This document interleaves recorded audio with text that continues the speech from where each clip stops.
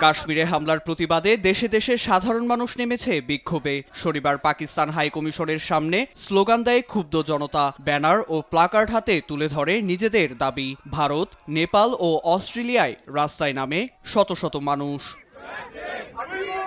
ভারতের দিল্লিতে পাকিস্তান হাই কমিশনের সামনে রাস্তা দখল করে বিক্ষোভে নামে বিজেপির কর্মীরা। দলটির দিল্লি বিজেপির সভাপতি বরেন্দ্র সচদেব অংশ নেন বিক্ষোভে। বলেন, ভারত এই আক্রমণের কড়া জবাব দেবে। পশ্চিমবঙ্গ ও শিলিগুড়িতে পতাকা হাতে মিছিলে যোগ দিয়ে ক্ষোভ প্রকাশ করে বিক্ষোভকারীরা। এই সময় দ্রুত পদক্ষেপ নেয়ার দাবি জানানো হয়।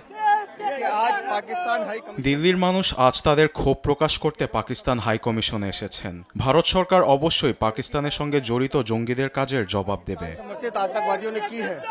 এদিকে নেপালে কাঠমান্ডুতেও ছড়িয়ে পড়েছে বিক্ষোভ। কাশ্মীর হামলায় নেপালি সুদীপ নিউপানে নিহতের প্রতিবাদে বিক্ষোভে নামে সাধারণ মানুষ। পাকিস্তান হাই কমিশনের সামনে রাস্তা দখল করে নানা ধরনের স্লোগান দিতে দেখা যায়। ভারতের মতো নেপাল সরকারকে পাকিস্তানের বিরুদ্ধে পদক্ষেপ নেয়ার দাবি জানায় তারা।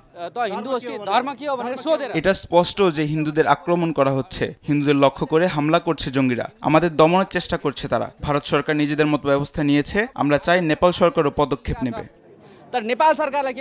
অস্ট্রেলিয়ার মেলবোর্নে বিক্ষোভ করে প্রবাসী ভারতীয়রা। জঙ্গি হামলা বন্ধের দাবি জানিয়ে স্লোগান দেয় তারা। সেই সঙ্গে পাকিস্তানের বিরুদ্ধে আরও কঠোর পদক্ষেপ নেয়ার দাবি জানায়।